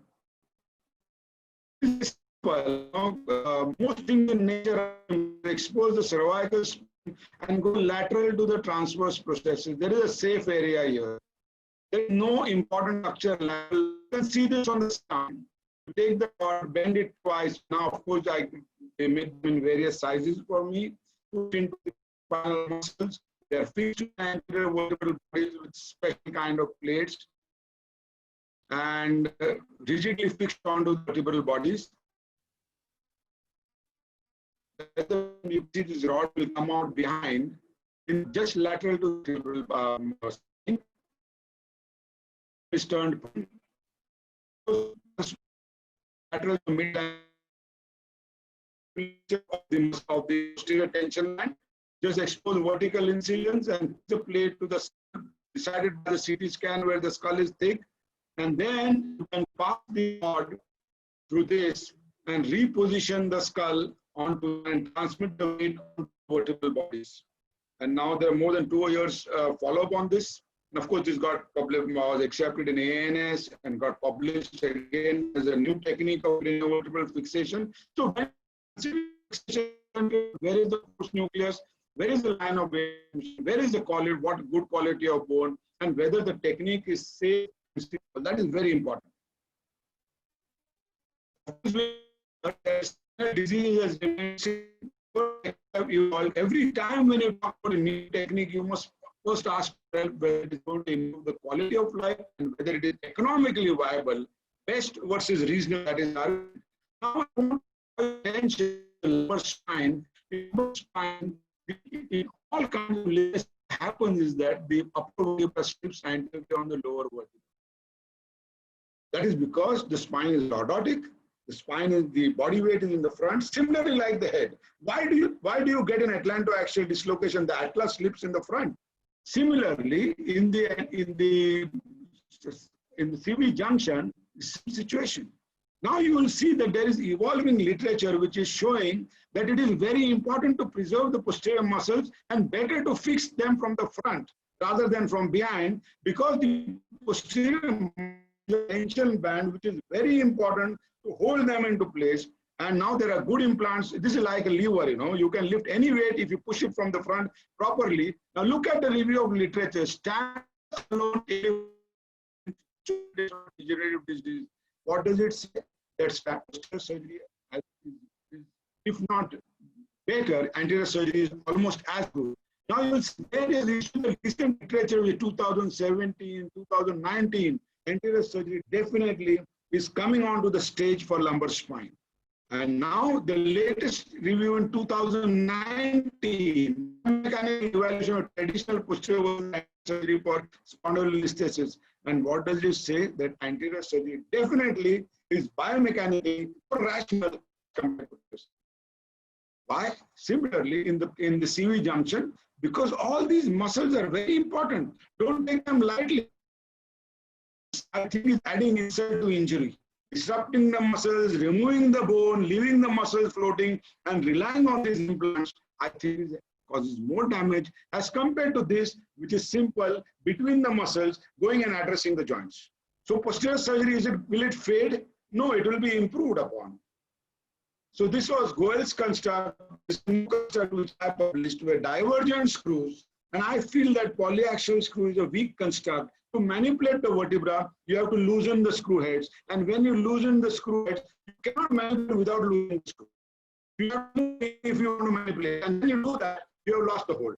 So VSP plate screw construct is stronger than a polyaxial. Look at this example. This is manipulate the joint and you can reduce the joint. These again instruments have been made by me, where you can reduce the position by using the VSP plate. These examples. Polyaxial screw was devised because people could not take good hold on the lumbar vertebra. And therefore, the plate, and when Dr. Ramani did plates, he used to use Steffi plates. Dr. Ramani will vouch for me that Steffi plate is much more stiffer, much more than the polyaxial. So this was the example of the implants which I have made. And you'll see this technique is very simple. For whatever kind of technology, you can pass the VSP plate, you can push a spacer, you can manipulate this with the screw, you can hold on to the screw, you can have VSP in which the VSP plate and reposition the Atlanto axial joints. Of course, this has got published, and now neurosurgical focus video, July 2022. 1 month, both my techniques are available. Thank you, my dear friends.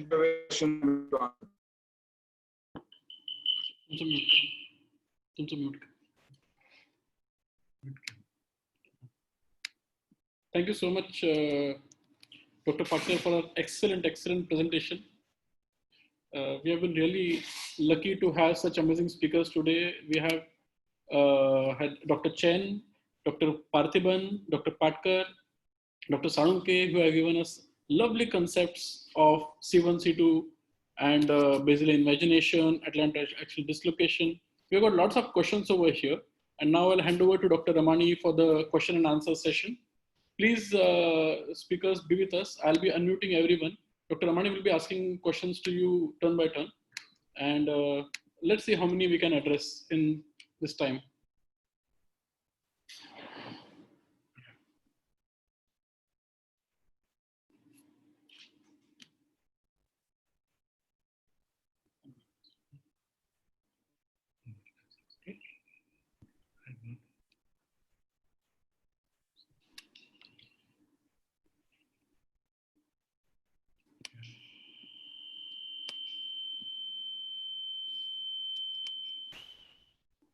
Okay. Uh, Thank you very much, all the speakers and Dr. Sumit Pawar for conducting this session. It was, I feel very interesting session. How the time flies, I don't know. Now we have come to the question answer series. There is a question for Dr. Parthiban. Can you please comment on indications and standard weight used for cervical traction? Briefly, please, Dr. Parthiban. Yeah. Can you please comment on the indications and standard weight that we can use normally in cervical traction? Normally, for upper cervical spine, we start with 3 to 4 kg. Most of the time, the traction is only to fix the joints. And then most of the manipulation is done after opening the joint. So over traction should be avoided. And so usually we use 4 kg to stabilize the spine. And then most of the work is done with the manipulation. It should not be exceed too much of traction at upper cervical spine. Yeah, thank you, Dr. Parthiban. Okay, now I will come to Dr. Praveen Sarunke. Can you make a comment, about Sharat Chandra's technique? It is called the DCR technique, I think. Can you use facet spaces between condyles and the C2 in case of C1A genesis?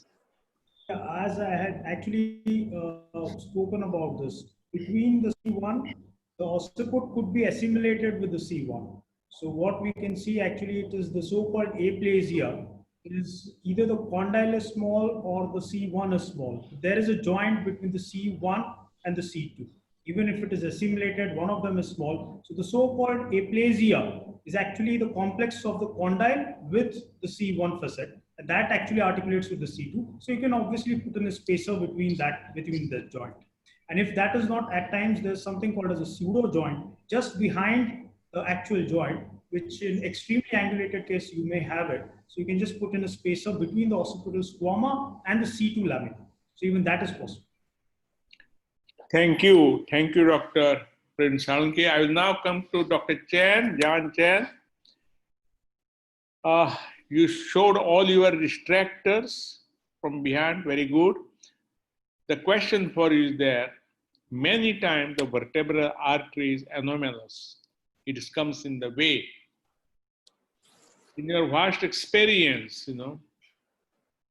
what was your difficulty? Did you any time injure the vertebral artery or not? Or you are not worried? Or what is it? You did say that it's a very difficult approach, but still, how do you take care of the vertebral? And did you any time injure the vertebral artery?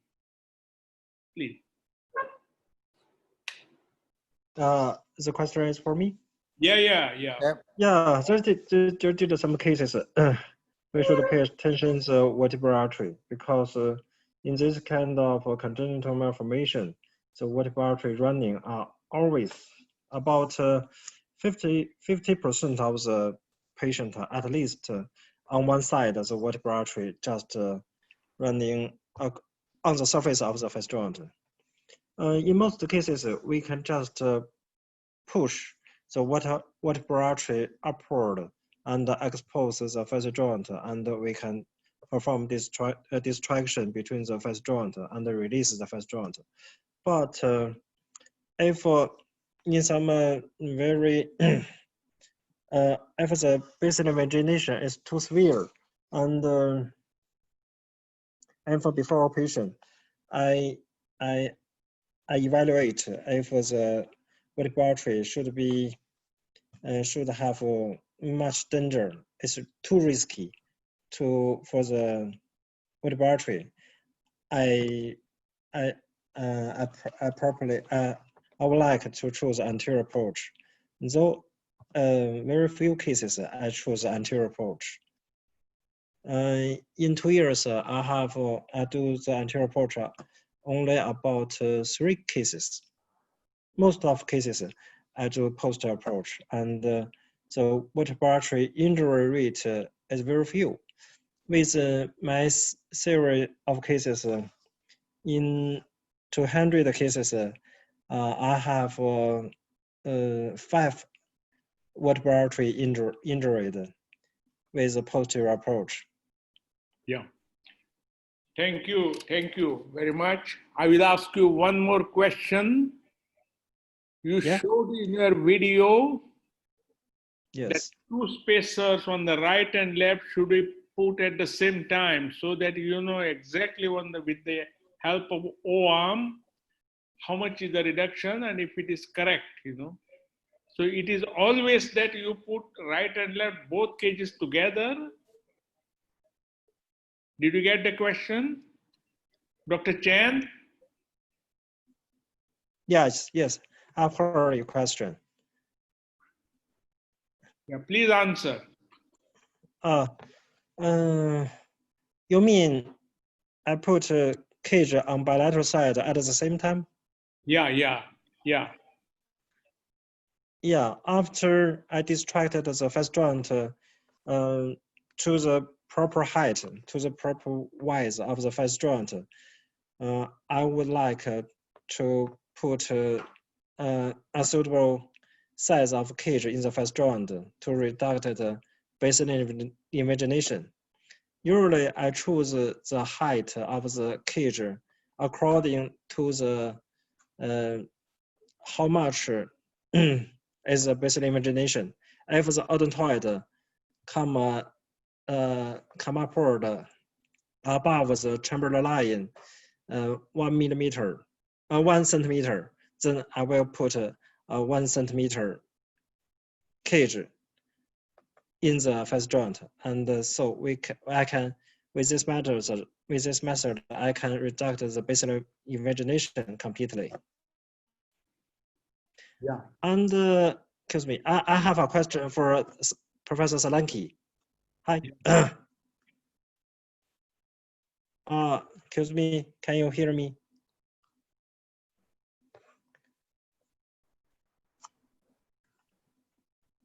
Yeah, Dr. Chen, yeah, I can hear you. I felt so sorry that my web is not so good. My question is for Professor Solanki. My question is that with your compression hip drilling of the face joint, do you afraid of the, because after you drill off the cortical bone on the surface of the face joint, do you worry about the subsidence of the cage when there's no cortical bone on the surface of the face joint? Yeah, that is, what I've noticed in the past is that when I didn't do the compression, it actually slipped off. Spacer at times it could slip off. So the most, because for the manipulation which I do, because what you're doing is you're actually jamming the joints. I don't actually jam it. The spacer is slightly short of what the space has been created. Once that is done, all the manipulation takes place. After that, so that the spacer does not slip, it needs to be slightly compressed. And subsidence somehow does not happen more than 1 millimeter. In the long term, the subsidence is very minimal. It's not really much. Can I participate in this? I feel that if you see the CT scan of the C1 lateral mass, it is most of the time dense cortical bone. There is hardly any cancellous bone in the C1 lateral mass. Question of subsidence is very, very unlikely with C1 lateral mass. The C1 lateral mass, when you study the CT scan, there is very little cancellous bone in the C1 lateral mass. Yeah. Okay. Another question for Professor Solanki. You use a post approach almost solve every cases, but how do you avoid the injury of the vertebral artery? Because in my presentation, the final cases I chose anterior approach. It's because the vertebral artery on bilateral side are very generous. So if you meet this kind of cases, how do you avoid the injury of the vertebral artery? Yeah, it's a very, very important and very significant question. Bilaterally anomalous vertebral artery, would you still go posteriorly? Yes, sir. Yes, sir. So basically what I do is, first we get to study the CT scans and the CT angio properly, know the orientation of the vertebral arteries. Once we know that it is underlying the C1 arch, that is, it is crossing the joint, you actually cut off the C2 nerve root and you can dissect the vertebral artery, mobilize the vertebral artery. You can, once it is mobilized, once the soft tissue is all cut, you can actually mobilize it up and down while you're manipulating, putting in the screws. So that's actually a separate, I didn't include the video because of the lack of the time, but I would like to add something. I mean, Professor Chen, you are doing an excellent job. This is what I wanted to say was, this is, it has to be. This is a question answer series. We cannot go on your discussion between yourself. Let me go further. Sorry, no more. Yeah, I will come to Dr. Patkar now. Dr. Patkar, there is a question for you. How what difference do you make between reducible and irreducible AAD? I personally feel that there is hardly anything called as irreducible AAD. Once you open the joint, to treat any irreducibility, you have to create more instability. You open the joint more, that's going to be reducible. One has to learn to open the joint. Once the joint is opened, then it is manipulable. Technically, there is hardly any time a situation where there is an irreducible AAD. Yeah, yeah. So that is your answer. It's just like lumbar spine, even four stresses, reduce it if you know how to do it by opening and creating more instability. If you cut the fascial sides, remove the superior surface from any stresses can be reduced. You have to create instability to reduce deformity, like scoliosis surgery. Yeah. Of course, it may not be 100% all the time. Yeah. Okay, we got the point. Thank you very much, Dr. Patkar. I will come to Dr. Parthiban now. Parthiban? Yes, sir. You are also involved in the evolution of this surgery like me. In what conditions today, in today's concept of the surgery, as Praveen Salunkhe Patkar has shown to us, when will you use occiput in this surgical procedure? I mean, it's a different question when C1 is assimilated, Dr. V.K. Jain's technique is there, you create C1 and then put wires, and that is different.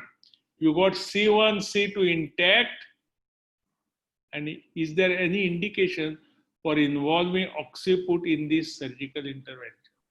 Yeah, there are few.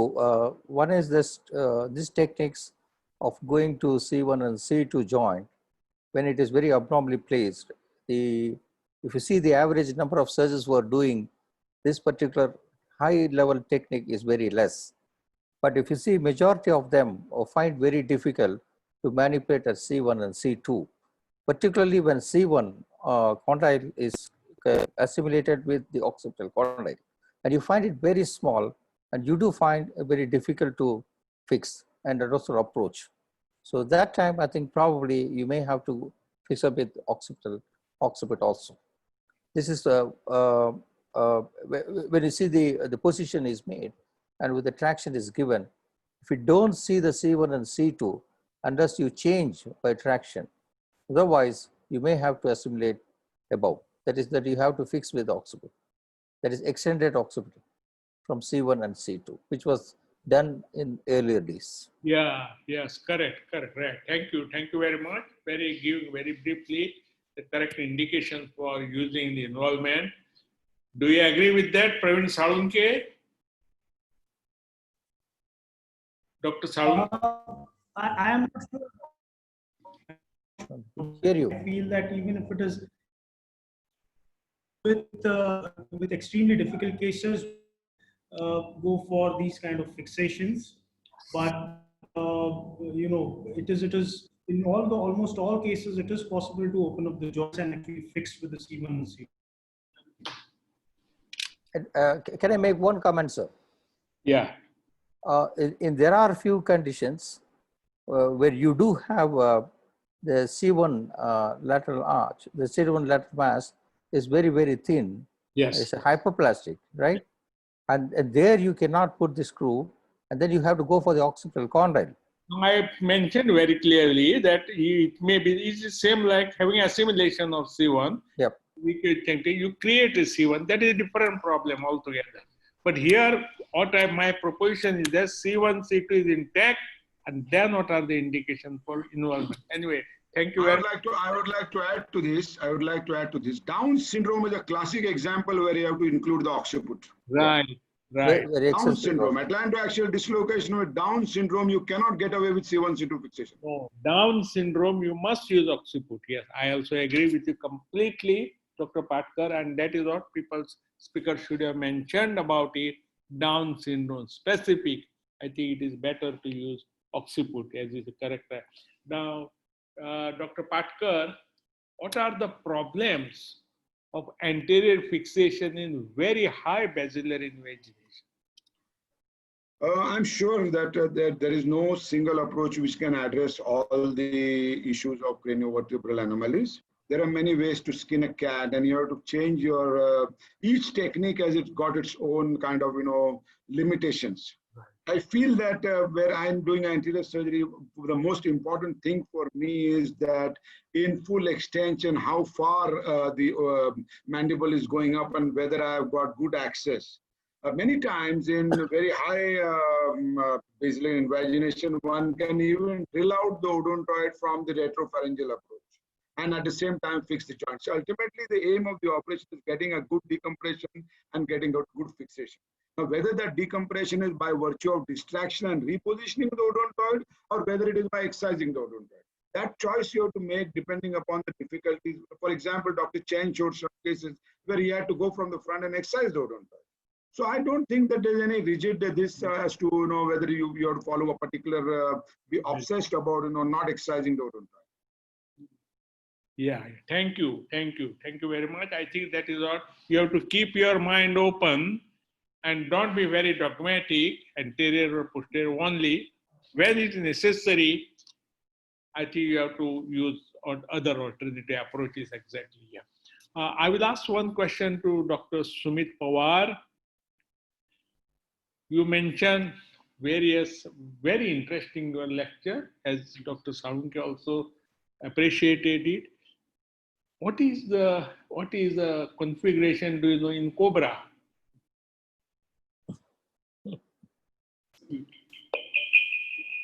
He's not a vertebrae. No, sir. I have studied even up to the frog. I have studied amphibians, and they are vertebrate, but amphibians, and they have atlas. They have a single cervical vertebra. Rest is maximally fused. They have 5 directly lumbar, thoracic lumbar vertebra, but only one single cervical vertebra that is called atlas. It is extremely mobile, and I really don't know the rate of instability. Similar with cobra, they have a spine, but it is extremely mobile. It is maximally ligamental support more than the bony support over there, because they have to slide inside the small. It's all evolutionary concept over there. Like the birds. Like the birds, Yeah, the birds. They have yeah. to be more mobile than Yeah. us. We have to be more stable. They have to be flexible. It's the ratio of flexibility and stability, like Dr. Patkar always tells us. Yeah, thank you. Very nice. Yeah. Right, thank you. Thank you very much. We have come to the conclusion of this webinar. I will have to summarize what is happening today. Basically, I think one must take home very clear message that it is a multi-planar alignment, not a single planar alignment. That is a very, very important question. It is just possible that the two facet joints, right and left, are not similar, and therefore it may be one may be more simpler, other may be difficult. You must be prepared for that. That is two. And thirdly, anterior or posterior approach. In certain cases, as Dr. JUNCTION also said that, in difficulties when it comes, you must be prepared from posterior to anterior and anterior to posterior approaches. Your mind must be open for all these things. And with that, most important, finally, sagittal, coronal, and axial balance of the C1, C2 alignment must be maintained. That should be the principle of the treatment. Thank you very much, all the speakers. Dr. JUNCTION, thank you very much for being with us and staying with us for the discussion. You are also very much interested in the discussion part of it. Dr. Sushil Patkar, Dr. Parthiban, Dr. Praveen Salunke, Dr. Sumit Pawar. I also thank very much. Very large audience that has gathered today to listen to this seminar.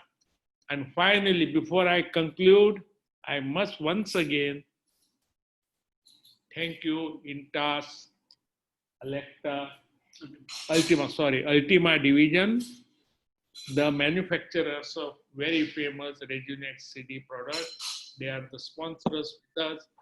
With that, I conclude this session. Thank you very much and bye-bye.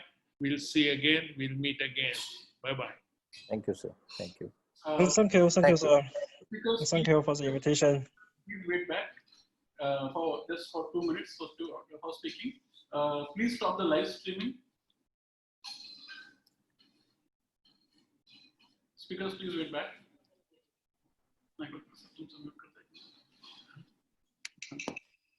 How many people were there, Sumit? Yeah, please stop the live streaming. How many attendees, Sumit? Sir, 3:45. 3:45. Okay. Yeah. Very good. Yeah. Bye-bye. Good night. Nice. Bye bye. Thank you, everybody. Good night, sir. Sen, Salunke, Sushil, sir. Good night. All of you everyone. nice. Good night. Goodbye. Goodbye. Thank you. Very good. Very Very, interesting. very good. nice. Dr. Chan, good night. Good night. Very nice. Thank you. faculty. Thank you. Thank you for your Parthiban, invitation. Thank you, Praveen sir. Salunke, Sushil Patkar, everyone. Thank you. Thank you, sir.